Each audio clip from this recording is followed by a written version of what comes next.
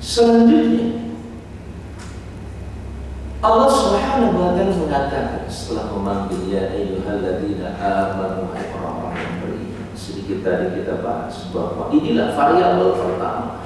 Optimalisasi Ramadan pertama itu adalah kuatkanlah keimanan kita.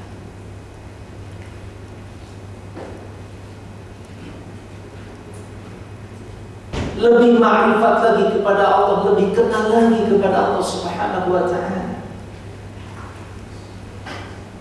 sehingga kita lebih dekat lagi dengan Allah. Dan Allah berikan satu momentum, satu event yang luar biasa, kesempatan berpuasa, kesempatan di mana kita hanya Allah yang tahu.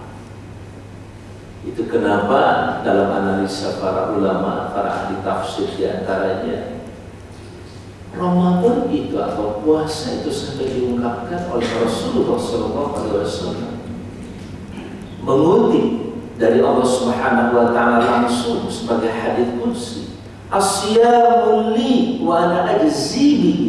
Saum itu untukku, untuk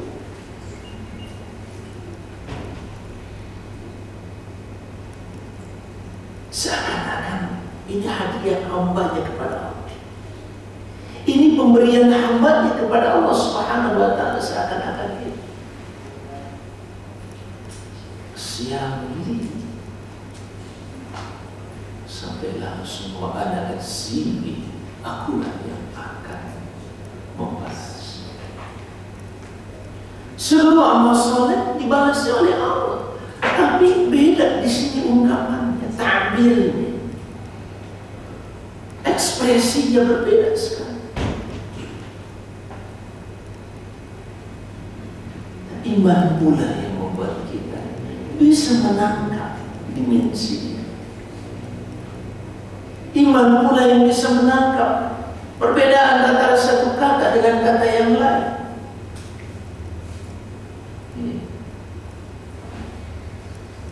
Dengan iman itulah kita duduk bareng di sini, kita bisa sholat, sujud, ruku, kita infak fisabilillah, kita berpuasa. Sekali lagi dengan iman. Kalau tidak ada iman, tidak ada itu semua.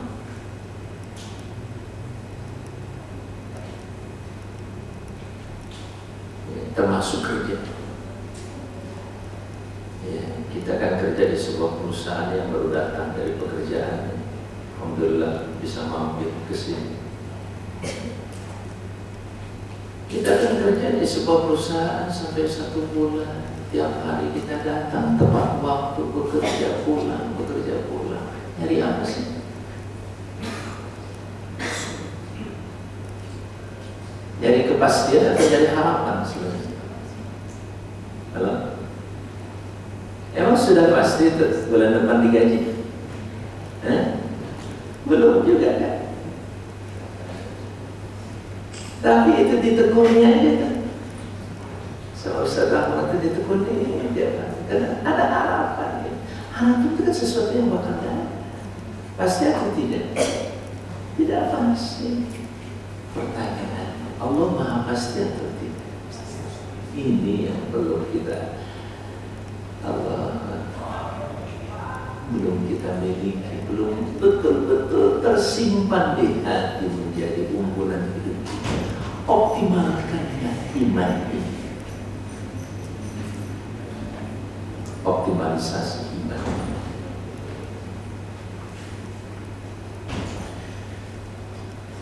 Ya ayyuhalladzina amanu. Subhanallah, kita dipanggil Allah Subhanahu wa ta'ala, wahai orang-orang yang beriman. Dalam ayat yang lain, amin, beriman. Itu artinya bahwa potensi keimanan yang kita miliki harus terus kita jaga, kita rawat, kita tinggal. Udah makan belum? Sudah? Makan lagi? Kalau ada ungkapan begitu, kayaknya ada dia kurang enak tuh makan. Makan lagi. Ya. Sudah baca belum? Udah. Coba baca lagi. Seakan-akan ada sesuatu yang meragukan dari bacaan kita yang pertama. Ya. Udah baca belum? Udah. Coba baca lagi yang betul. Loh, ada masalah apa? Saya baca begini, saya paham begini. Ini titik masalahnya ada di sini. Saudara, iman kita ini masih perlu seperti ini. Dengan ungkapan seperti itu dari Allah Subhanahu wa Ta'ala, wahai orang beriman, berimanlah. Ya. Nah, cara kita beriman lagi, bagaimana kita memahami setiap kata sesudah amanu, kita akan temukan sejumlah perintah atau larangan dari Allah Subhanahu wa Ta'ala. Ya, di dalam ayat-ayat tentang Ramadan ini atau tentang Shaum ini fokus di dalam surah Al-Baqarah dari 183 sampai 186 atau 189 kita bisa lihat. Ya. Nah, sesudah ungkapan itu, ketika ungkapan itu sudah disadari oleh kita bahwa kita adalah orang beriman, benar ya Allah, saya sedang beriman kepada Engkau, maka kita mendapatkan anugerah pertama dari Allah Subhanahu wa Ta'ala. Ini hadirin sekalian yang saya hormati, seberapa jauh sekali lagi kita mengenal Allah. Kita baru mengenal guru kita saja yang sangat kita banggakan, kita muliakan. Kalau ditelepon kapan saja kita datang. Apalagi kalau tiba-tiba ya telepon, ini siapa? Ini presiden. Presiden mana? Presiden Indonesia, Republik Indonesia. Wah, kalau dipanggil begitu, ya Pak, ada apa? Bisa datang saat ini juga. Baik-baik, Tuhan. Tidak ada cerita. Kenapa? Sebab batin ini nastahdir, kita menghadirkan gambaran seorang presiden. Kita bisa mengenal siapa dia. Itulah kenapa dalam setiap rakaat salat di dalam surah Al-Fatihah, Bapak dan Ibu sekalian yang saya hormati, seberapa jauh kita menghayati kalimat Alhamdulillah Rabbil Alamin. Segala puji bagi Allah, Rabb, Tuhan pencipta, penguasa, pemilik yang mengatur alamin seluruh.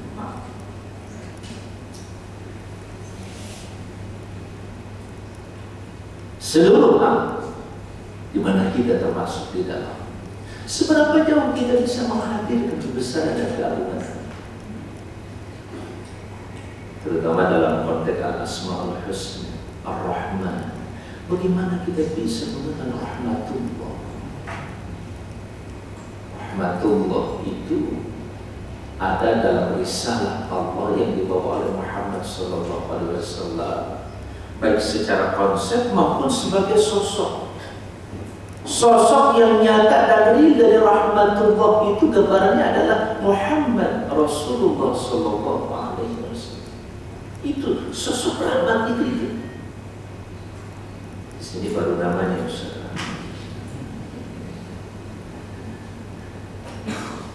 Insya Allah sudah mendekati rahmat Allah. Ya, kasih sayang Allah itu di situ. Ar-Rahman, Ar-Rahim, Al-Malik. Al-Malik itu artinya milkiyatullah wa mulkiyatullah, hak milik Allah dan kerajaan Allah. Sudah kebayang belum oleh kita sebuah kerajaan kita? Bagaimana sebuah kekuasaan itu luar biasa. Kewenangan, tapi tidak kesewenang-wenangan bagi Allah.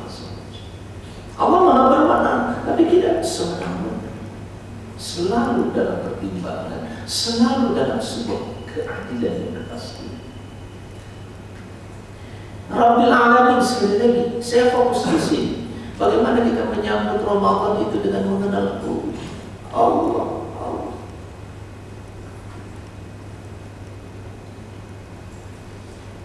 Sehingga tadi ketika ungkapan asyamuli, kira-kira kita akan memberikan kepada Allah itu yang terbaik atau yang Allah kadari? Nah, dari situ aja kita nih. Saum itu untukku.